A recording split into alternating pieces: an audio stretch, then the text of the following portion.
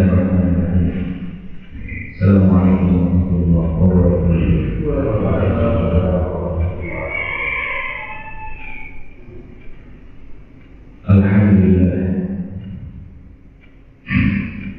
Alhamdulillahilladzi khalaqal mauta wal hayata liyabluwakum ayyukum ahsanu amala. Asyhadu an la ilaha illallah wa asyhadu anna Muhammadar Rasulullah.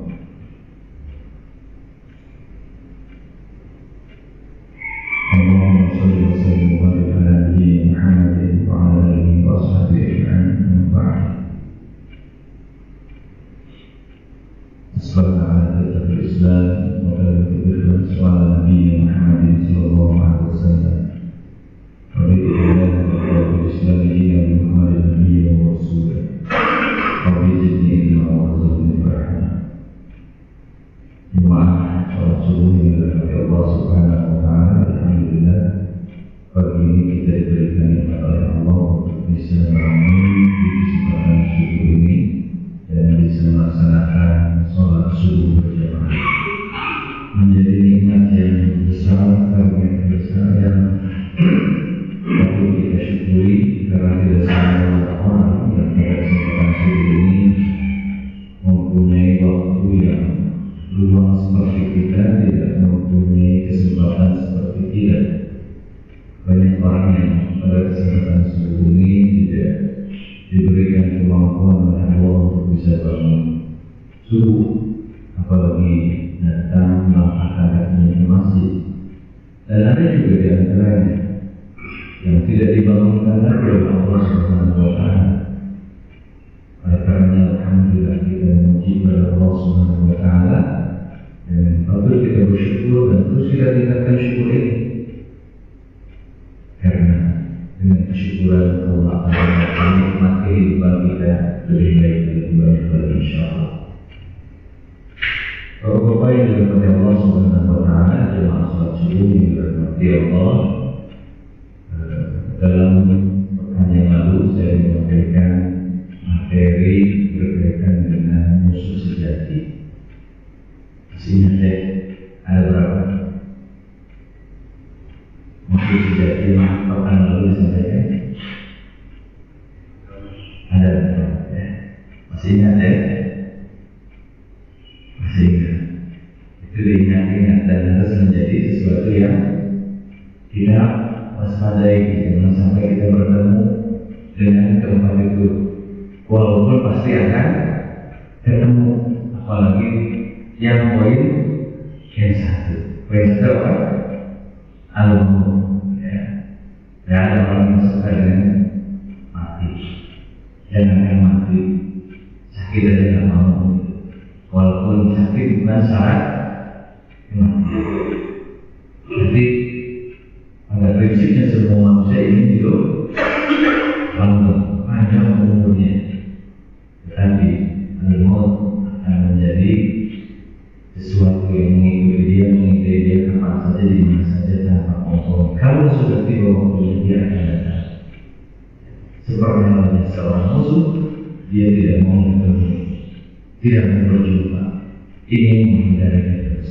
Ya.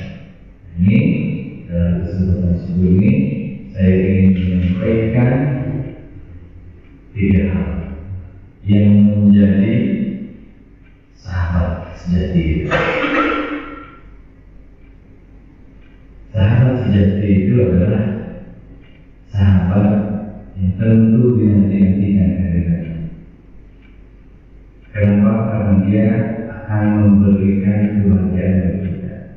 Dia akan menjadi penolong bagi kita. Dan selalu dinanti-nantikan kehadirannya. Kenapa? Karena kebaikan. Karena kebaikan. 3 sahabat sejati ini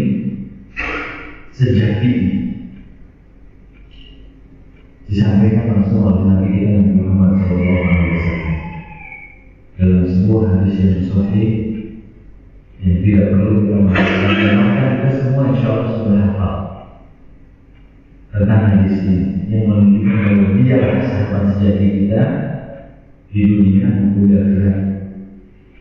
Di dunia dia akan menjadi kebaikan bagi kita, dan di akhirat dia akan membalas kita. Dan dialah sering disebut sebagai sahabat sejati. Kenapa? Karena dia sifatnya abadi, tidak akan habis dengan waktu. Siapa itu? Apa itu? Kata Nabi Sallallahu Alaihi Wasallam, "Idza mata al-insan, inqata'a 'amaluhu illa min thalath." Atau dalam bahasa lain, "Idza mata Adam." Jadi Nabi Sallallahu Alaihi Wasallam menyebutkan, "Idza mata al-insan," jika meninggal seorang manusia, atau jika meninggal anak Adam, tentu di situ adalah khitabnya juga pada kita, anak Adam, tidak anak Adam, menjadi bagian dari keturunan Nabi Adam alaihissalam. Atau bila mata insan, jika mati, meninggal, wafat al-insan, manusia, juga yang terpanggil dalam hadis itu adalah kita juga, karena kita adalah manusia, ya, manusia yang tidak hanya disebutkan oleh Nabi secara spesifik, manusia semua. Berarti kalau manusia ini tidak ada syarat, selama dia manusia, tua, muda, kecil, dewasa, ya, semua di manusia akan menemui masanya, akan menemui ajalnya. Kullu nafsin dha'iqatul maut. Karena ini sesuatu yang kemudian dilakukan oleh orang dan menganggapnya sebagai orang sebagai musuh, tidak mau. Karena semua manusia akan mati. Dan kematian itu ternyata tidak ada syaratnya, ya, tidak ada syaratnya. Ada syarat seseorang yang akan mati? Tidak ada, ya. Syaratnya satu sebetulnya, habis waktunya, ya. Tidak ada syarat kematian itu, tidak ada syarat tua, tidak ada syarat muda, tidak ada syarat sakit. Tidak ada syaratnya. Tapi kalau tanda-tandanya banyak, tanda-tandanya banyak. Jika mati seorang anak manusia atau seorang anak Adam, in qata'a 'amaluhu illa bi thalathin, maka putuslah sebuah perkara urusan kehidupannya di dunia. Selesai. In qata'a, kalimatnya sudah terputus semua perkara amalnya di dunia. Maka hal-hal yang berkaitan dengan urusan dunia bagi seorang yang sudah meninggal selesai, sudah tidak ada lagi yang bisa diandalkannya. Hadis ini menjadikan salah satu jawaban di antara tentang apakah ada amalan-amalan lain yang bisa mengiringi si mayit sampai akhiratnya.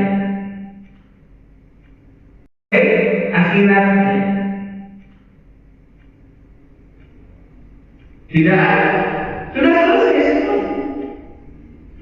Urusan dunia itu adalah urusannya orang yang hidup. Maka ketika kemudian ada amalan-amalan yang dikerjakan oleh seorang manusia yang hidup untuk orang yang mati, sesungguhnya itu adalah amalan-amalan yang hanya akan mendapatkan pahala bagi orang yang mengerjakannya. Siapa? Yang orang hidup ini. Bagaimana dengan orang yang mati? Ini kota orang malu. Selesai semuanya, beres semuanya, terputus semuanya. Illa tadi ada pengecualian. Illa min salatin, kecuali 3 perkara. Nah, 3 perkara inilah yang kemudian akan mengiringi kehidupan seorang manusia di dunia maupun sampai akhiratnya. Dan inilah sahabat sejati yang tidak pernah melihat satu kondisi apapun, dia akan datang dan dia akan menjadi penolong baginya. Maka sejatinya seorang sahabat itu adalah mereka yang bisa menolong temannya. Sahabat itu adalah mereka yang bisa meringankan beban sahabat yang lainnya. Itu adalah sahabat. Bukan seorang sahabat yang dia datang ketika senang, giliran susah hilang. Ya. Kadang-kadang kehidupan di dunia kita ini hanya terbatas pada urusan dunia yang menyenangkannya saja. Baru seolah-olah dia menjadi seorang yang paling dekat dengannya. Padahal seorang sahabat itu adalah dia datang, dia ada, dia hadir, baik dalam keadaan senang maupun dalam keadaan susah. Illa min salatin, 3 amalan inilah yang akan menjadi sahabat sejatinya bagi seorang manusia, yang dia akan datang nanti ketika sebuah orang dalam keadaan sulit susah sekalipun, tapi dia datang.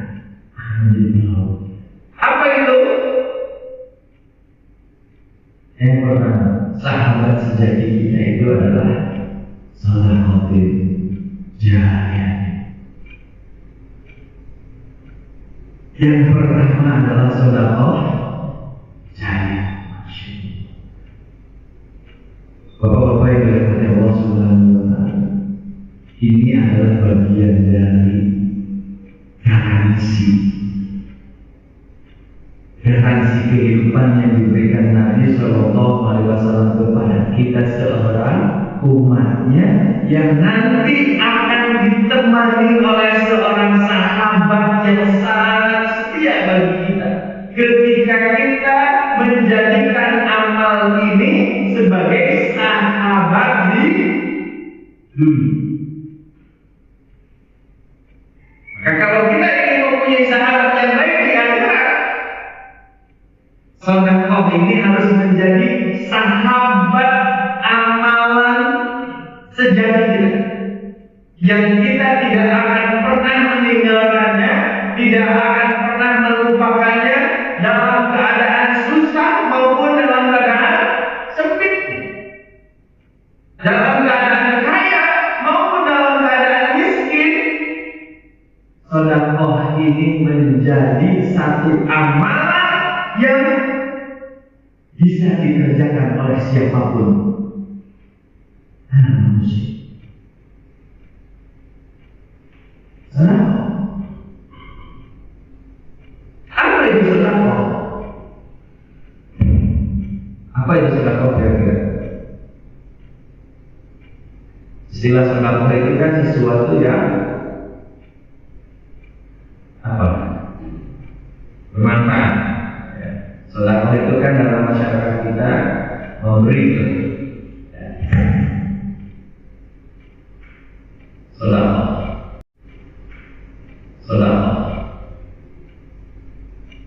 Sedekah itu di dalam Islam menjadi buktinya tentang keimanan. Oleh karenanya di dalam hadis Arba'in, hadis yang ke-23, kalau Pak Ali aktif di masjid belakang mengikuti hadis Arba'in. Di dalam hadis Arba'in nomor 23 disebutkan, secara jelas oleh Nabi Shallallahu Alaihi Wasallam, as-shadaqatu burhan.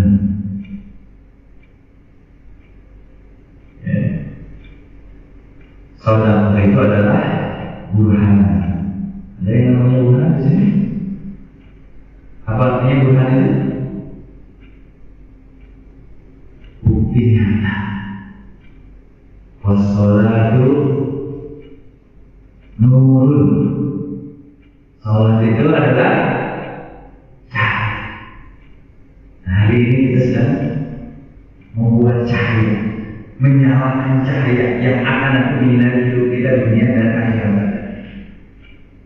Wassadaqatu burhan, dan sedekah itu adalah bukti nyata. Bukti nyata apa? Bukti nyata keimanan. Bahkan seorang belum beriman, Pak, kalau belum bisa bersedekah dengan sedekah yang baik. Lihat surat Al-Hujurat ayat 14. Seorang yang berislam saja, tapi dia belum bisa mengeluarkan sedekahnya dengan sedekah terbaiknya, itu disebutkan di dalam Al-Quran itu seperti muslimnya seorang muslim Badui. Muslim Badui.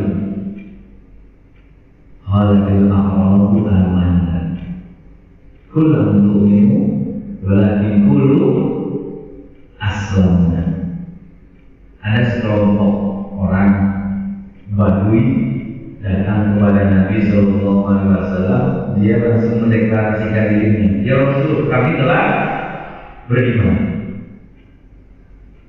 Dan Nabi, tunggu dulu, apa buktinya kamu sudah beriman? Kata Nabi, kamu belum beriman. Tuh, kata Nabi, kata Allah, tentu melalui Nabi-Nya Nabi Muhammad SAW dalam Al-Quran itu, kamu belum beriman. Walakin kulu aslamna, tapi kamu baru Islam saja. Baru Islam saja. Kenapa? Walau yadkhulul iman itu, karena keimanan itu belum masuk dalam hatimu, sehingga hal-hal yang diminta Allah, hal-hal yang diperintahkan Allah tidak menjadi sesuatu dorongan pada diri kalian untuk melakukannya. Termasuk di dalam ayat itu disebutkan masalahnya adalah, kemudian ayat yang ke-15-nya, ayat yang ke-16-nya bercerita tentang kriteria orang yang beriman, yaitu wajahidu bi amwalikum. Kriteria orang beriman itu adalah kalau kamu sudah berani, sudah bisa merealisasikan sungguh-sungguh jihad di amwalikum dengan harta, dengan urusan nyawa nomor 2, harta dulu. Seorang yang berani berperang sampai mati itu, dia hanya bisa dibuktikan dengan seberapa besar dia mau mengorbankan hartanya dulu. Jadi jangan kemudian bicara siap mati, tapi masih kena orang susah. Uang aja di dunia yang bisa dicari masih sulit untuk dikeluarkannya, apalagi nyawa yang bisa dicari. Makanya wajah hidup amwal itu, jihad dengan harta itu adalah bukti nyata tentang keimanan. Maka Nabi mengatakan sedekah burhan. Sedekah itu adalah bukti nyata. Maka bukti nyata seorang yang beriman itu ditunjukkan oleh Nabi Sallallahu Alaihi Wasallam kepada seorang sahabat yang bernama Abu Bakar As-Siddiq. Kenapa Abu Bakar As-Siddiq disebutkan sebagai seorang sahabat terbaik Nabi Sallallahu Alaihi Wasallam, terbaik? Dan jaminannya beliau adalah dimasukkan oleh Allah adalah surga, jaminan.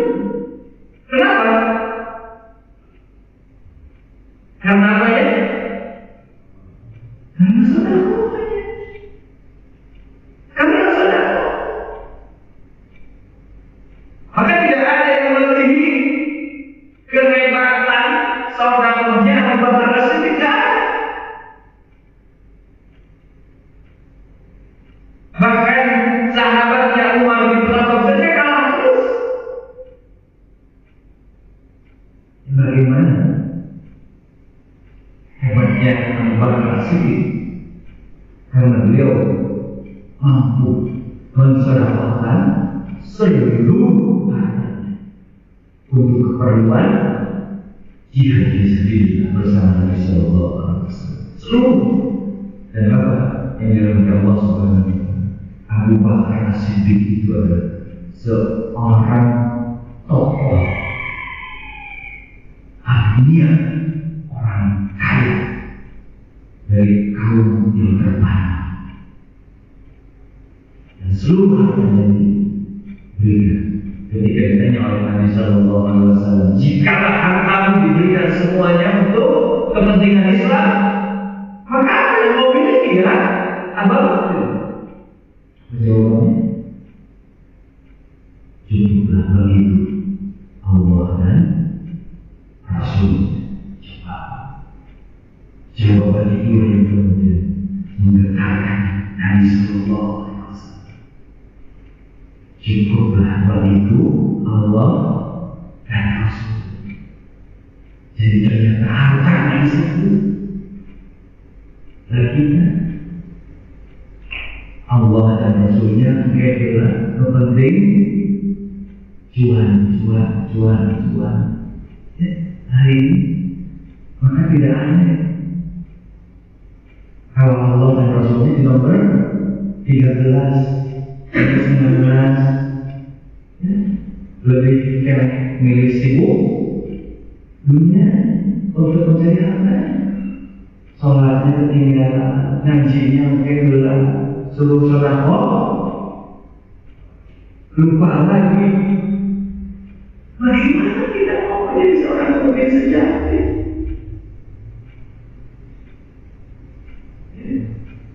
Sementara kemiskinan masyarakat di lingkungan tetangga kita, hutang-hutang yang terjerat pakai masih banyak.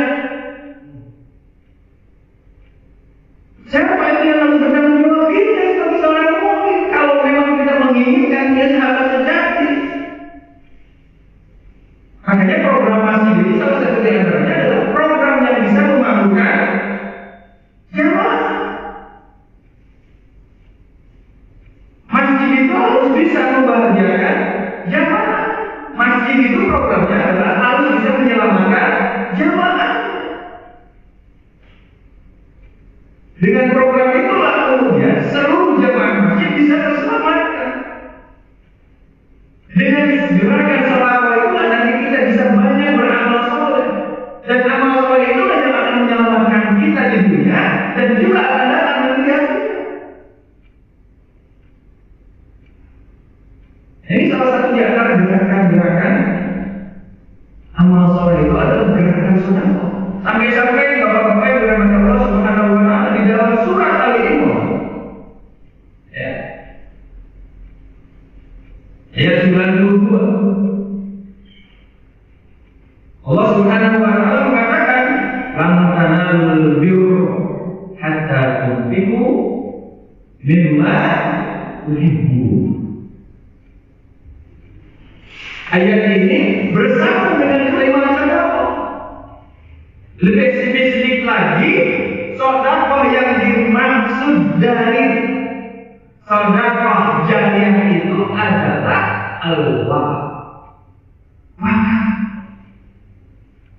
Jadi mohon maaf, kita harus membedakan mana sedekah jariyah.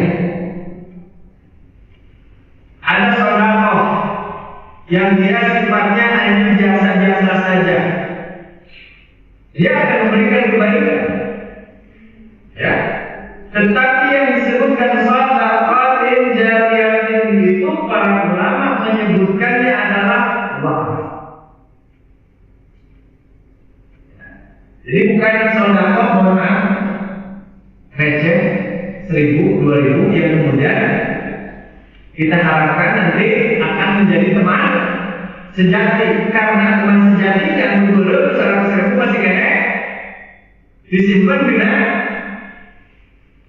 anak berkasurnya di bank, kan? Nah itu belum jadi teman sejati. Kalau yang mewah itu tidak mengikuti kita sampai rokat masjid, belum mengikuti kita sampai kegiatan-kegiatan sosial lainnya. Makanya sedekah jariah itu bentuknya adalah bentuk yang lebih besar dan langgeng. Makanya jariah namanya juga. Jariah itu Pak, bahasa Arab itu mengalir ya. Digambarkan di dalam hadis itu jariah itu apa ya? Seperti pipa yang mengalir dari gunung sampai mana? Ke tampian rumah-rumah warga. Iya, ngalir terus, tidak berhenti. Itu sedekah jariah. Nah, sedekah jariah itu adalah sedekah yang akan mengalir kepada orang yang mengalirkannya, yang membuka kerannya, ya. Membuka kerannya. Nah, siapa mereka yang bersedekah? Sedekah jariah. Sampai kapan? Sampai kita nanti dibangkitkan oleh Allah di akhirat, dia akan menjadi baik. Sekalipun di dunia kita sudah tidak ada. Di salah satu di antaranya, wakaf kan sekarang kita persepsinya lebih kepada tanah ya. Banyak orang yang mempersepsikan wakaf itu harus tanah. Padahal wakaf itu tidak mesti tanah atau tidak mesti bangunan. Kan bisa wakaf produktif dalam bentuk uang. Pak Andi punya duit daripada di deposito gitu ya. Karena ingin punya teman jadi tadi, saya berwakaf untuk misalnya membangun warung masjid, sehingga dengan wakaf yang tadi diberikan Pak Andi itu terbangunlah warung. Dan kemudian terbangunlah ekonomi masjid di masjid-masjid itu. Selama warung itu kemudian dia terus beroperasi dan memberikan kebaikan kepada banyak orang, itulah nanti yang akan menjadi kebaikan orang yang memberikan. Karpet ini adalah bentuk dari sedekah jariah. Selama karpet itu masih dipakai oleh orang untuk sholat, sekalipun yang memberinya sudah wafat, tidak ada, karpet yang dipakai untuk ibadah ini jangan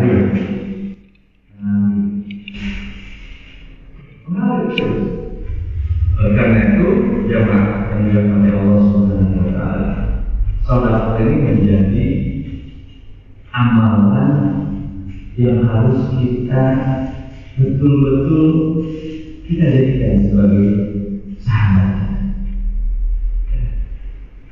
Walaupun misalnya kita belum mampu berwakaf dengan sesuatu yang tadi disebutkan oleh Allah dan Rasulnya, maka oleh Allah disebutkan hatta tunfiqu mimma tuhibbun.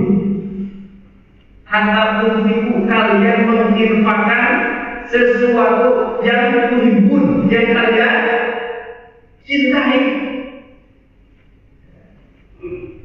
Bapak mencintai apa kira-kira di rumah yang paling berharga? Mobil.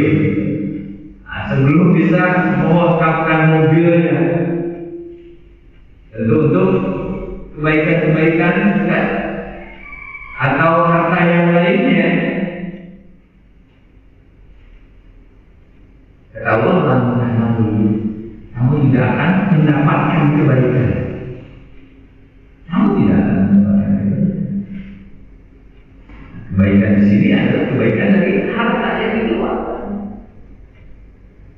Maka sahabat-sahabat jemaah salat subuh dengan Allah Subhanahu wa taala, mari kita jadikan sedekah ini sebagai sahabat sejati. Saking pentingnya sedekah ini, ya. Saking pentingnya sedekah. Tidak bisa sama Allah pun, sama senyuman aja jadi bentuk sedekah yang ternyata nggak pakai uang. Ternyata penting. saudaramu ya kita saudara. Senyum pada saudaramu adalah sedekah. Apalagi sambil senyum sambil ngasih apa Pak Haji? Nyumbang. Sambil senyum sambil ngasih duit. Ya, betul namanya berlipat-lipat itu. Ya, senyumnya saja sudah saudara. Maka hari ini Bapak yang tersenyum, alhamdulillah. Ya, dan senyumnya hari ini mencerminkan kebahagiaan kita hari ini dan kebahagiaan kita sampai akhir ini. Insyaallah. Demikian yang keduanya dan yang ketiga nanti kita bersama. Subhanallah wa bihamdihi asyhadu an la ilaha illa anta astaghfiruka wa atubu ilaik. Assalamualaikum warahmatullahi wabarakatuh.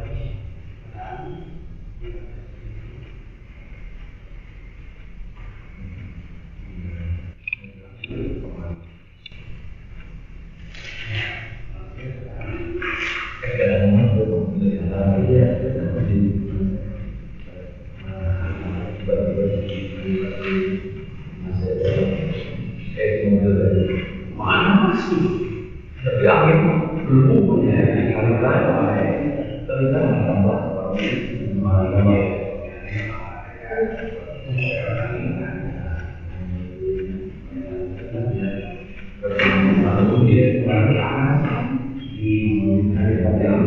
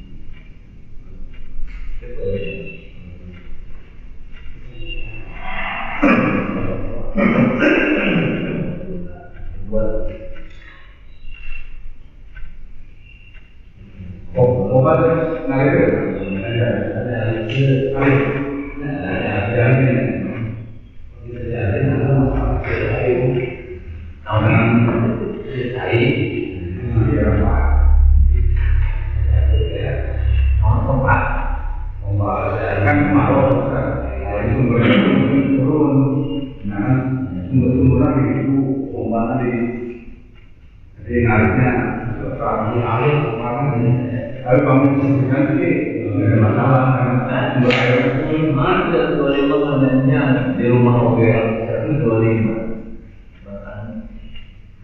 minimalnya semi lah ya.